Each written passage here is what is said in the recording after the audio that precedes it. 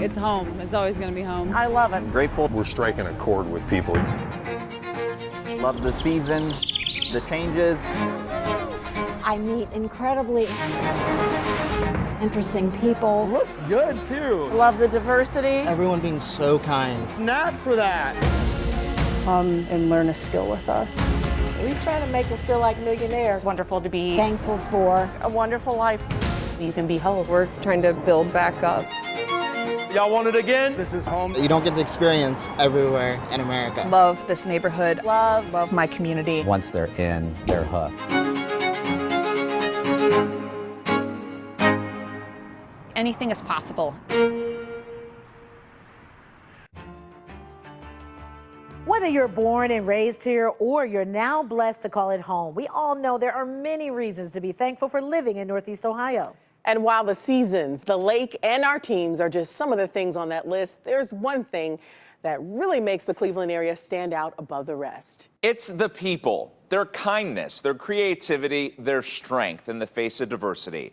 They all go into making this place a better land. So we've been committed to bringing you the stories of the people making a difference in our community for years now. So for the next hour, we're going to take a look back at those who've been dedicated to building a better land in 2022.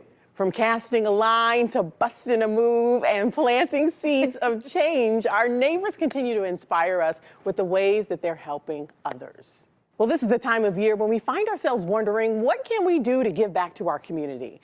But it's not often you see someone in need providing assistance to others. So I want to introduce you to a man who's working to restore dignity to all, no matter their financial situation, all while making our area a better land.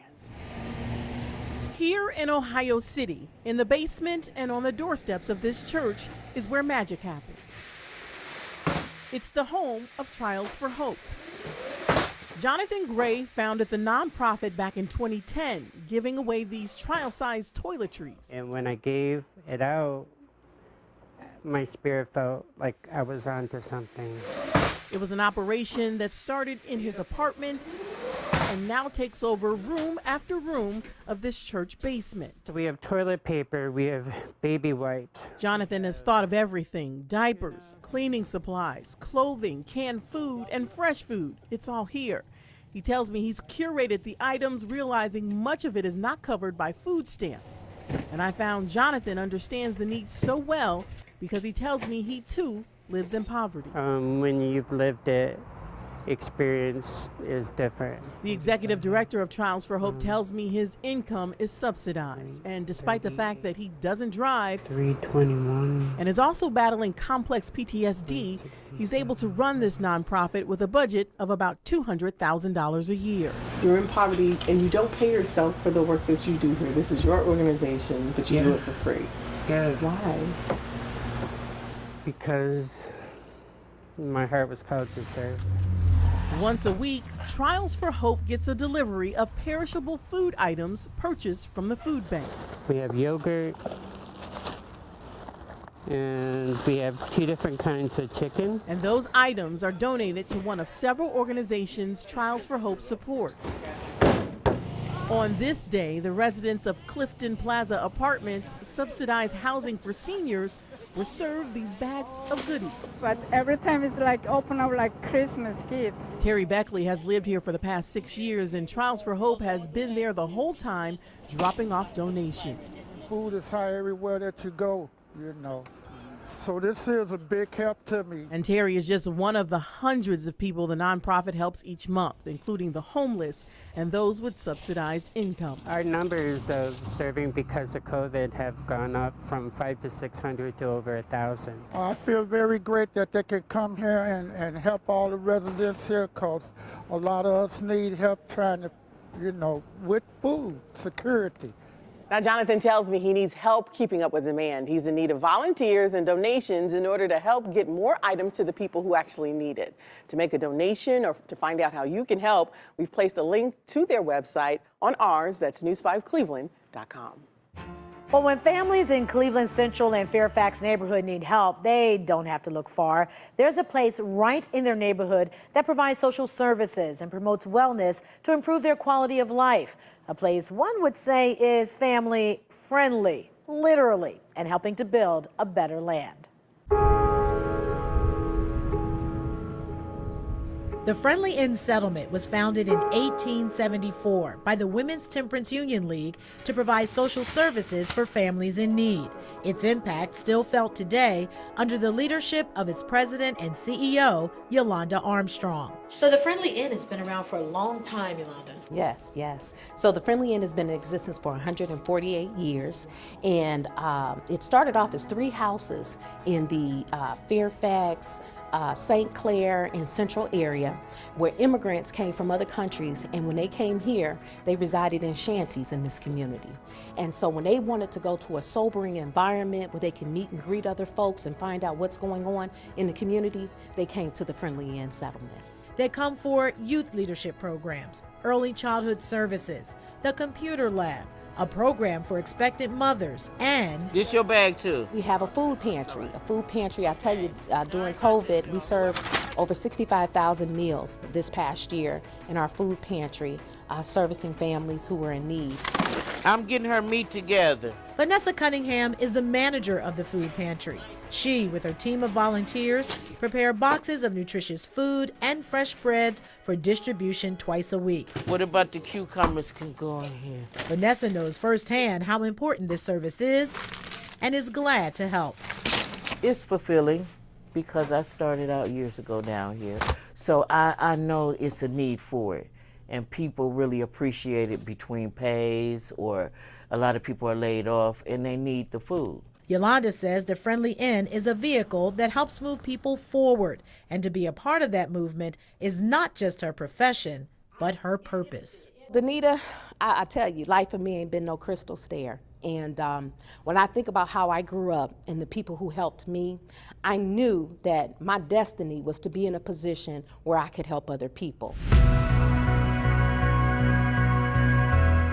And the Friendly Inn is helping people. People who were strangers enter its doors and feel a warm sense of community and leave feeling like they received a helping hand from a friend. Our tagline is cultivating, planting, and nurturing. It's all about bringing a brighter day for the families in this community where many of them have a sense of hopelessness. So we give them that hope here at the Friendly Inn Settlement. And the Friendly Inn got a new addition this year. The Geraldine Burns Behavioral Health Center opened this spring. Adding a little shake, shimmy, and slide into the school day. Students in Lorain getting another chance to build self-confidence. The pandemic sidelined dancing classrooms Northeast Ohio for a time, so the program pivoted to keep connecting youth to their community and making Northeast Ohio a better land. So yeah, you bend and you kick one leg out, right? Here we go, let's find my music. A little CNC music factory. Walk to the back, we go, oh, one. Changing up the morning routine at Toni Morrison Elementary School in Lorain. We are so thrilled to be back in the classroom. It's better than being on computers stuck there doing nothing. Can we try that donut and square? Behind this much-needed brain break, For school, we do like a lot of reading and math. And then come back. a mission to build social-emotional skills and self-esteem in children through dance. We happen to use ballroom dancing because it requires 2 individuals. Show your style. The nonprofit Dancing Classrooms Northeast Ohio, now in its 14th year. So we see students who are unsure of themselves, who are resistant to participate. Promenade. Promoting pride, confidence, and respect. NGO reversal, one. As students constantly rotate partners. And in the process, they not only learn more about themselves, I like that a lot. You raise the bridge on 6. but also their peers. 2. Hey, look at the person opposite from you and give them a serious look. It really results in new partnerships and new relationships being established so that we can cultivate that community that's within each classroom. Once you receive your connector, go ahead and get connected with your partner. You can see they're still connected to each other. Okay, go ahead, get connected, get connected, get connected. However, because of the pandemic, it's not through touch, but jump ropes. They can maintain hold of their own plastic, fully sanitized handles, but then still have the opportunity to change partners so they have that experience of working with everyone in their class. Go a T. Hey. So far, more than 20,000 children across Northeast Ohio have busted a move. NGO. It's just wonderful to be in person working with students and to see joy on students' faces. What dance do you want to do next? Foxtrot. The foxtrot! And over the course of the 10-week program, gained more confidence. We're not trying to create ballroom dancers, but it does show that you can step out of your comfort zone and try new things. The sessions also strengthening the community these young people call home. This is really giving students an opportunity to create connections with their classmates. And the kids have kept on dancing. The program was approved again for this school year. Well, our look at the people building a better land in 2022 is just getting started. Coming up, the woman coping with her own loss and encouraging others to heal through creativity and words. And using a different type of art to teach children life lessons in the hopes of keeping them off the streets and out of trouble.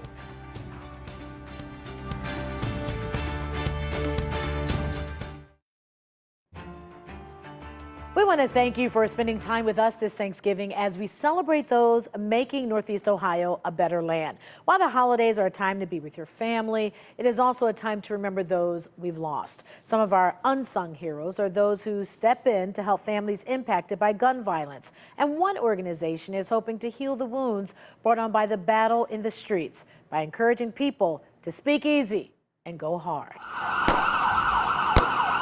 They got us trapped in a trap. What's the future for these kids? At the Umbar Cafe in Cleveland, a young woman shares her passion to make the future brighter and better. LJM is the founder of Speak Easy, Go Hard, birthed out of her personal experience with gun violence. I lost my best friend from kindergarten, Sierra East, to gun violence back in 2018. And because I lost her, I experienced that trauma, right? And the thing is like once all of the hype on social media goes away because everyone wants to be in your business, once the cameras go away, the police go away, and like once real life sets in, right? How do you adjust? So Speak Easy took that on after her death, and we became an entity that provides conflict resolution to victims of violence through the use of art therapy. In layman's terms, we're trauma relief for the soul. The purpose of the gatherings is to help people target their trauma and heal from it. Poetry, rap, visual arts, all tools for the emotionally wounded. People are hurt. A lot of people think gun violence, oh, someone died and it's over. But that's not the case. There are so many people in Cleveland walking around right now with bullets inside of them, like they're mangled and they have these scars that and the trauma that they can't deal with. I know they asking what I've been through. Tell them boys plenty. I used to load it up and dump it till the clip empty. People like Cam, who did 6 years behind bars for gun violence and now participates in Speak Easy events to let young people know guns are not the way to go. So what turned him around? Being in jail, being in that space where it was just me, myself, and I had the right to kind of get it out, you feel me? Sometimes our voices get unheard, so like poetry and them platforms is a way for us to be heard. I had to learn the harder way. I was chasing pennies. Now I load it up in budget till I catch 50. It's a fact that an increasing number of teens are committing gun violence in their communities.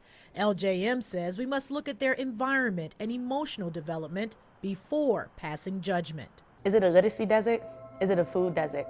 Does it suffer from the digital divide? Have they lost aunts and uncles and friends around them? So somewhere in their head, they're seeing this volatile actions happen, so now they're thinking that this is normal? I don't plan on being a Band-Aid to a gunshot wound. Speak Easy is that in-depth surgery that's really gonna go in and help your soul heal so you can be whole. I'm trying to build my city. They go another death. Who give that mother help? We need to invest in our community so we can build ourselves. Speak Easy is also in Washington, D.C. and recently launched in the Bronx, New York. There's a link to their Instagram page in this story on the News 5 app if you want to learn more about their upcoming events. Such great stuff. And Cleveland will invest more than $15 million this year to run its Division of Recreation.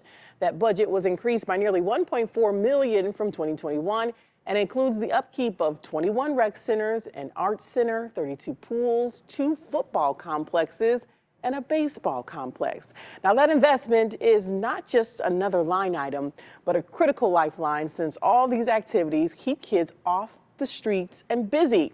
There are hundreds of other private nonprofits here in our area with the same mission, And tonight, I reintroduce you to one of those organizations that uses the art of wrestling to help teach kids life lessons, all while creating a better land. Other hand scoops the whole thing. I really like it. 2 steps right. It's really fun to see other girls compete. She's only a few weeks in, but 7-year-old Journey Sims tells me she enjoys wrestling. I didn't ever think that she wanted to wrestle.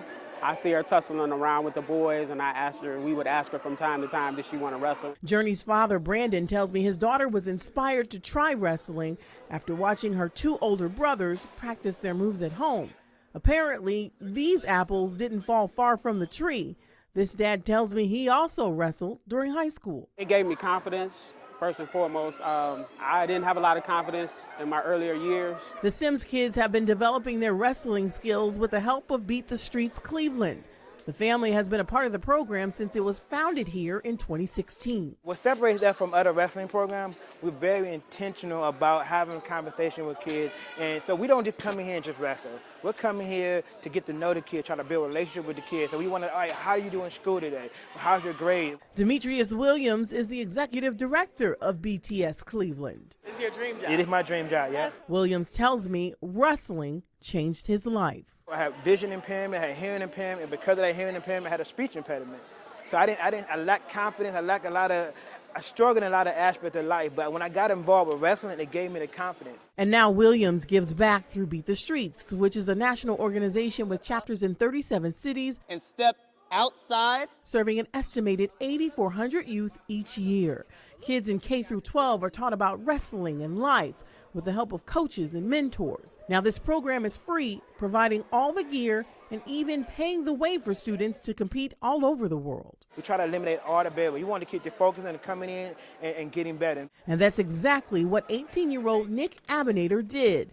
He wrestles for his high school, but in the off-season comes to BTS to strengthen his skills. And it got me into college, got me a scholarship to college. You're more likely to become an entrepreneur, or a doctor, or a business owner versus being a national champion or a world champion. So our goal is to create quality young men and young women of the future. And in my short time hanging with these young men and women, it was easy to see they're already setting their sights high. I learned a lot of techniques and a lot of moves and stuff I can use if I ever go to the Olympics. Beat the Streets Cleveland runs year-round, and to learn more about Beat the Streets Cleveland, visit our website, news5cleveland.com. Well, as we get ready to hunker down for winter, there is hope in knowing that come spring, Northeast Ohio will be blanketed in colorful blooms once again. Coming up, we'll introduce you to the volunteers making their neighborhood a better land, one bulb at a time, in the hopes of inspiring others to do the same.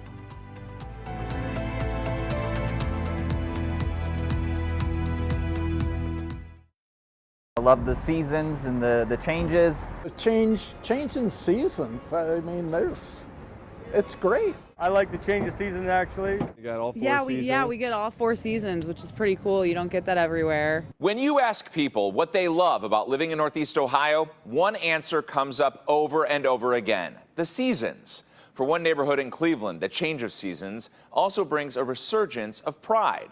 Before the frost of winter set in last year, people who live in Edgewater Park were on the move, planting the seeds of change. Months later, the fruits of their labor helped make Cleveland a better land. It's been an eyesore for a long time. This hillside, Pretty overgrown. that runs along Desmond Avenue, It just needed some love. now providing some inspiration Did you guys get up top here? after years of neglect. We've always just kind of seen this corridor as an opportunity. For those who call the Edgewater Park neighborhood home. I love this neighborhood. I love my community.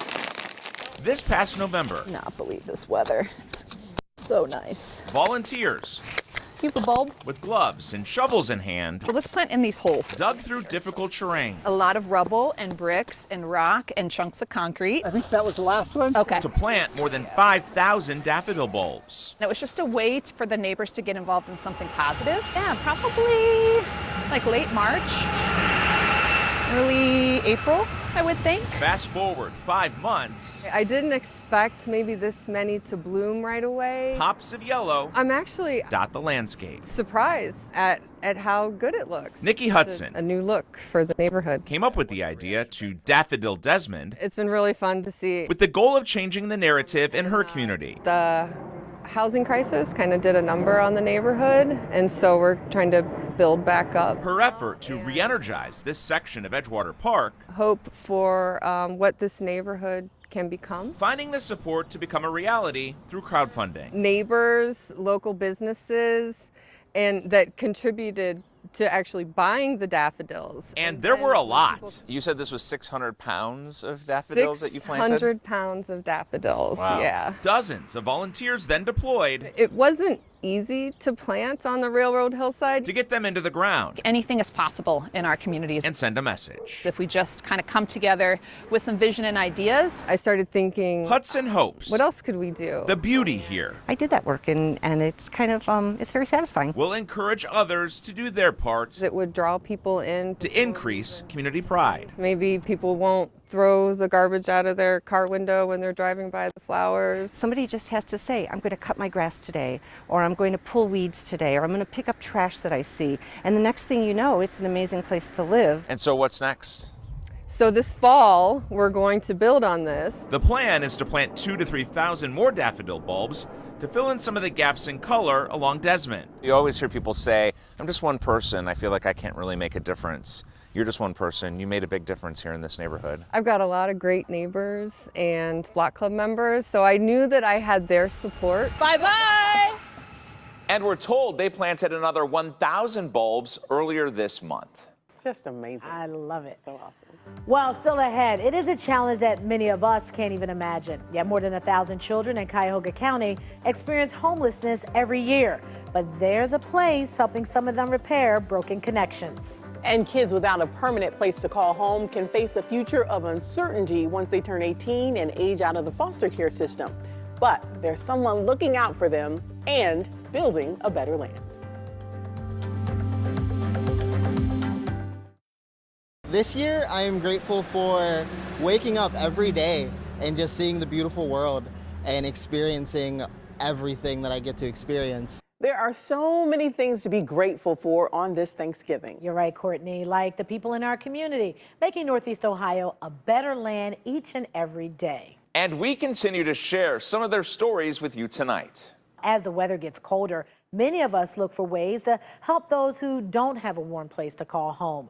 According to the Northeast Ohio Coalition for the Homeless, in 2021, 1/4 of the nearly 5,000 people who went through Cuyahoga County's homeless system, they were children. It is a problem, but there's one nonprofit working hard to create solutions and make Cleveland a better land. Somewhere along the line, kids have just surviving out here. Homeless teens. They lack stable, safe, and adequate housing. Children resting on concrete streets because they have no permanent residence, they have no home.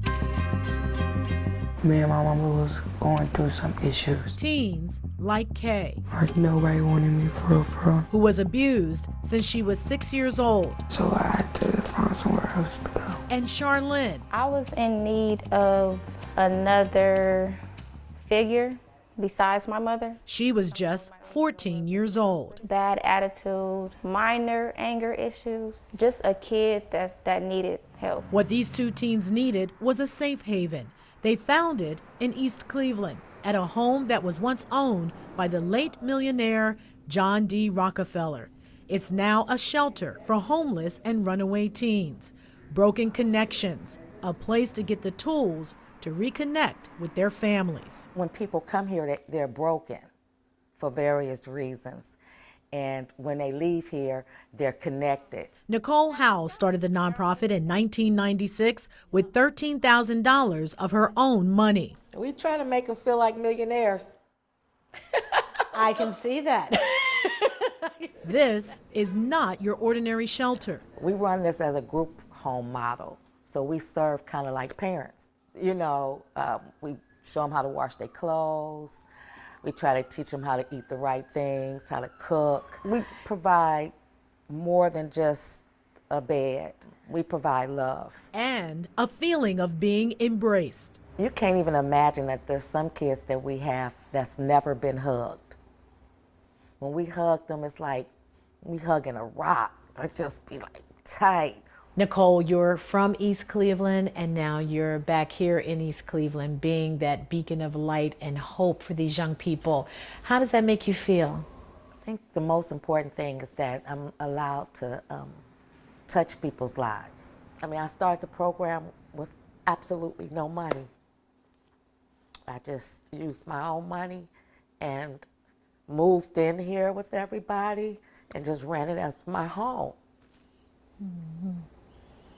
So it comes from a real genuine space within you. And the fruit of Nicole's genuine effort can be seen in Charlene, who is out of the shelter with plans to attend college soon. She provided amazing advice, she provided helpful tips, and I was able to go back home to my mom. And Kay, who is still there, but getting better. I'm learning to be honest, respect myself, and not to go on the wrong path. I just want a kid to know if you need some help, you're out there, you're lost, you need somebody to talk to, that Broken Connections is the place. We can get you all together. With open arms. With open arms. Broken Connections truly transforms the lives of homeless and runaway youth by providing emergency housing and support for youth 10 to 17 years old. You can find a link to their website in this story on our News 5 app. The holidays are a time to celebrate and be thankful for the people in our lives and to look forward to the start of a new year. But for more than 23,000 children who age out of foster care each year, that future can be unclear, even downright scary. But one woman is trying to make that tough transition more manageable for local girls. And Bessie's Angels is also making Northeast Ohio a better land. A milestone birthday often brings with it a bit of uncertainty for teens living in foster care.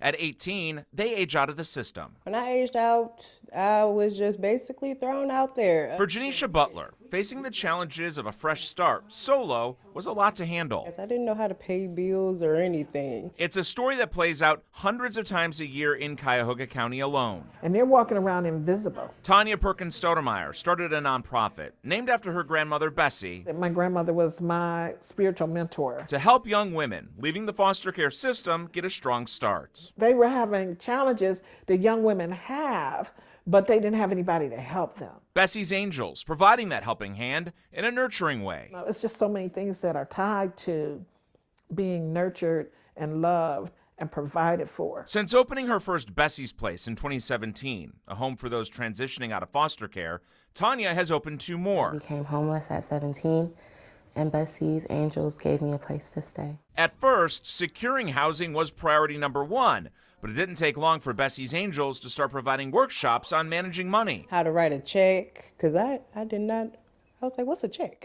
So there are also cooking classes. Like we did a chicken Alfredo, now I'm a genius at it. In addition to boosting self-esteem and personal care, this is a second family to me. The girls are sisters to me. Bessie's Angels provides rental and utility assistance, bus passes, clothing, and household supplies. My young people need people, and they should be able to call somebody. It made me look at them different as more than just people with a nonprofit. It made me look at them as family. I want to be able to give back just like Bessie's Angels. Now, you've heard the term paying it forward, but what about casting it forward? Coming up next, the man on a mission to make connections one catch at a time. We'll be back.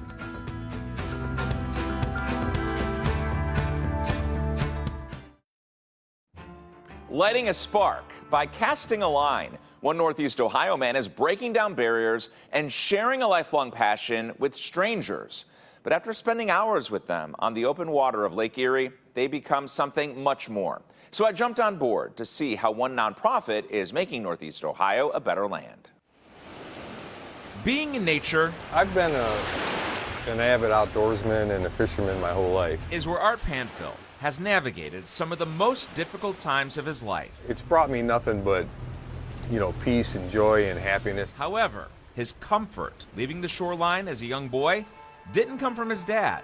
He couldn't swim, he was afraid of the water. Arthur K. Panfill, a veteran, He served his country during the Korean War. was an avid volunteer at his local church and hospital. You know, we didn't have a lot, but he always found a way to give back.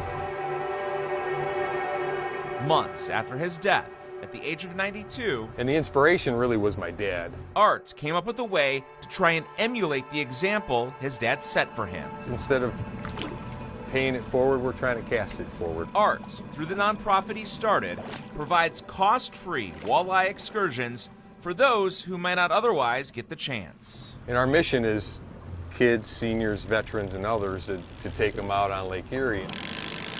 We were on board for Brian Miller's trip. So far, so good. Miller, We're fishing. who loves to test his angling skills, So I've not been on the lake for 6 years. suffered a major setback while enjoying the great outdoors. I was involved in a bicycle accident, got paralyzed from my armpits down, stuck in a wheelchair. Miller's attempts to introduce his son Sammy to the popular pastime, Tried to go fishing twice on a shore and it never worked at all. too risky. Just can't do it safely. Hopefully they're walleyes. But on this day,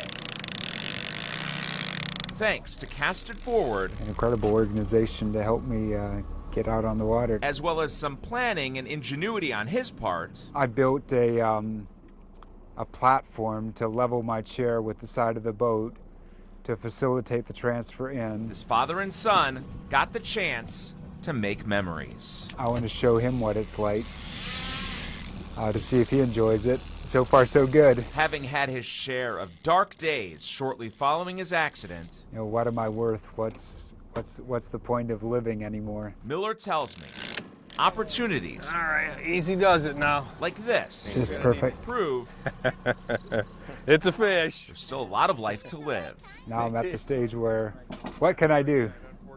What options or what fun stuff can I safely get involved in? And this is a clear win. The experience left Miller energized Well, thank you very much. This is incredible. and inspired by the boat captain who helped make this possible. That's the way I want to be when I grow up. We're striking a chord with people, you know, and it's really making a difference in their life. Today is his lucky day. If you were thinking the show could use a little more dancing, well, we got you covered. Coming up, the man who's not letting job titles stop him from connecting with kids by getting them moving. And I think Courtney's about to bust a move, y'all. He came here with nothing and is now living the American dream thanks to his hard work and some help from a group that's also helping to build a better land.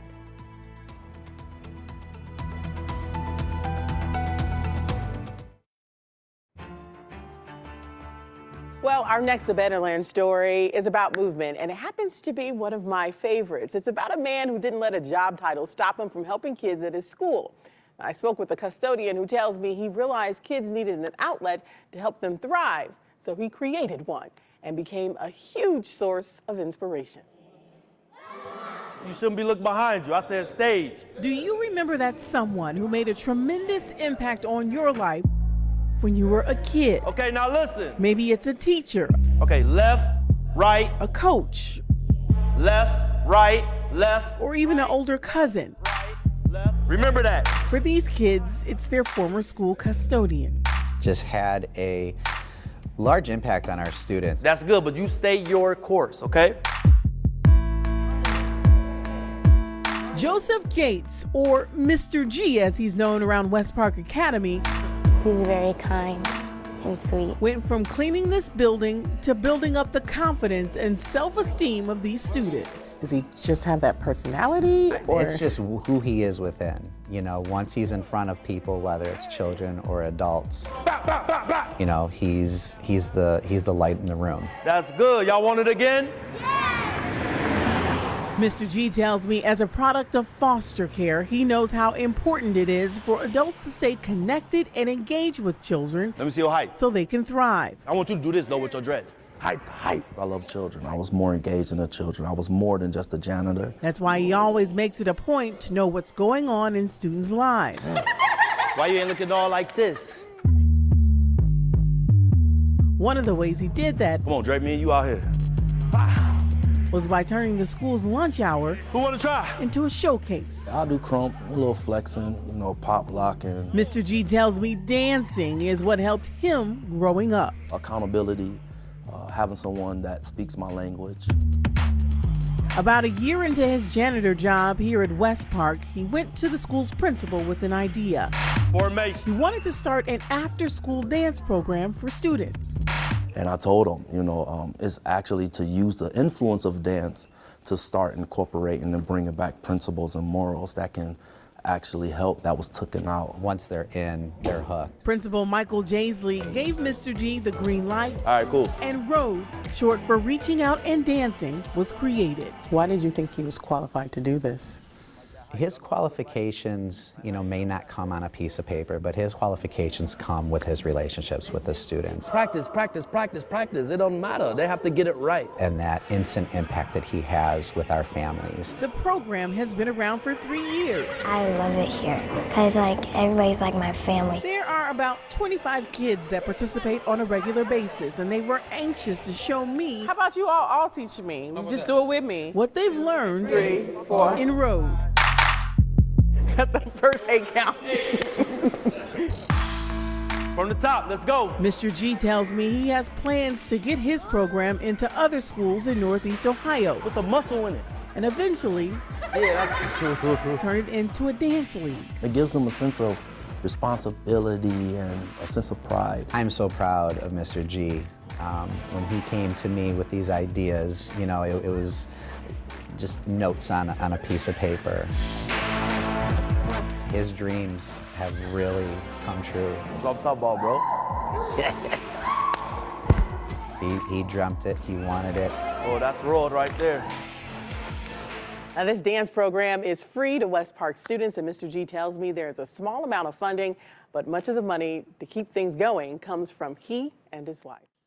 A fresh start can be fun, but it can also cause anxiety, especially for those leaving behind the only life they knew. But one man came to this area and charted a new course, thousands of miles away from his homeland. A local nonprofit helped him along the way. I spoke with that group that is making Northeast Ohio a better land. Achieving the American dream. It's very hard to start a business in U.S. for people like me. Doesn't come without its share of challenges. It was hard work. This space needs a lot of construction work. And a helping hand. Without them, it was almost impossible. We'll get to that part of Zia Anjawakan's story in just a moment. But first, we need to go back to 2019, when he first came to the U.S., bringing his family and entrepreneurial spirit with him. I was 20 years old to start. First, I started my business in Afghanistan. Shortly after arriving to America, Zia traveled the country in search of his next big idea. This concept of bin store is new in the market. One of the biggest obstacles to getting his plans for a liquidation store off the ground was finding a landlord willing to take a chance on him. I was looking for a space for almost 6 months. After being turned down several times, Bins and Wins finally found a home in the shopping plaza in Brook Park. Along the way, a team from Us Together. So we are one of the 3 refugee resettlement agencies here in northeastern Ohio. Was by Zia's side to help make his dream a reality. Almost everything I need, I ask them, they are providing me. Through the organization's Micro Enterprise Development Program, Zia was able to enhance his skills to set himself up for success. Teaching him the financial literacy, getting him the different connections in the community, helping find the space, being a resource for building up that budget to run the store. Bins and Wins joins a long list of refugee-run businesses in Northeast Ohio. From very small cleaning services to home bakeries, art studios, photography, and even people starting up multimedia studios. Among Us Together's success stories, Hawana, a Middle Eastern bakery and cafe, and Equity Languages, which provides interpretation, translation, and employment services. So it's amazing to see them create this environment, build a business around them, give back to the community. With the variety of products he will carry in his store, electronics, household items, clothing. Offered at a discount. From 30 to 70% off. Zia tells me he's giving back to his community. Have you had a lot of people kind of like this in the doors trying to see what was going on? By helping his neighbors save some money. I hope to make this business very big in the future. This father of 5 proving you can come to this country with nothing and with a little help can fulfill a dream. You know, it's very encouraging, and it gives us energy to that we can do anything we want. So many people making a difference in our community and inspiring others to do the same. You can learn more about these stories and others in the A Better Land section of our website, news5cleveland.com. Well, coming up, final thoughts and what else our neighbors are thankful for this holiday season. Stay with us.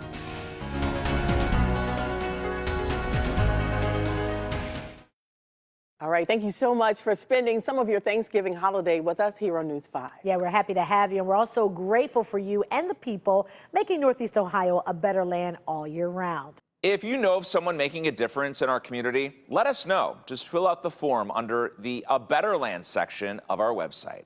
And we leave you now with more thoughts of gratitude tonight. Have a good evening and a happy Thanksgiving. Bye-bye. I'm grateful for my family and my friends and my wife. I'm thankful for family and God. Through the pandemic, it taught me to count my blessings and not my burdens, and to be grateful for everyone and everything that has come into my life. I'm just grateful for my family, my friends, and the wonderful community that I managed to live in. Just enjoyed living and growing up here, and now having my daughter live and grow up here. I love it. I love the diversity. I love all the things that are available here, the beaches, the sports, the shopping downtown. It's a wonderful place to live. I have found that there's a lot to be grateful for, thankful for, moving to Cleveland, Ohio. I think it's important to remain grateful. It keeps you grounded, keeps you centered in what's important in your life.